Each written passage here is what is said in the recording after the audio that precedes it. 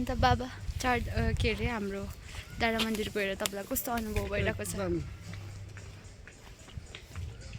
एकदम कस्तो फिल भइरहेछ नि चाहिँ एकदम जीवै हल्का हो मजाले अब चाहिँ पक्का मैले आज दर्शन गरेँ होइन। मेरो मनै शान्ति र परिवारसँगै छु म होइन, मेरो फ्यामिलीसँगै छु र एकदमै मन शान्ति भएर म आज जाँदैछु होइन।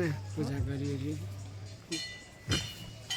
डाँडा मन्दिरमा फ्यामिलीसँगै पूजा गर्नु पाउनु पनि एउटा सौभाग्यको कुरा हो है, जोडिनुमा पनि होइन। आज हामी तिनैजना फ्यामिली गएर पूजापाठ गरेर आएको छौँ। भगवान्प्रतिको विश्वास छ, आस्था छ होइन। त्यही हो, आफूले जति विश्वास गरे त्यति नै पाइन्छ होइन, त्यही छ।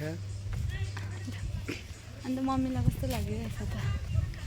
मलाई एकदम राम्रो लागिरहेको छ, खुसी लागिरहेको छ, शान्ति भइरहेछ, शान्ति भइरहेको छ। कति वर्षको बादमा नानीले आज हामीलाई मन्दिर दर्शन गराउनु ल्याउनु भयो।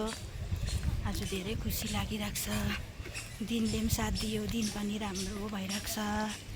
आज खुसी लागिरहेको छ। हामी तिनजना परिवार हामी आयौँ आज मन्दिर दर्शन गर्नु डाँडा। मेरो चाहिँ ऊ हालत यस्तो भइरहेको छ, पक्कै नै हिँड्नुपर्ने स्थिति। अब जुत्ता त के गर्नु, हामी अब यस्तो अक्लो नै लगाइरहेको छौँ। बाटो त्यही हो, ओह्रालो मान्छेलाई हो नहिँड्ने यसरी हिँड्दाखेरि चाहिँ साह्रो परिरहेको छ। परिरहेको छ।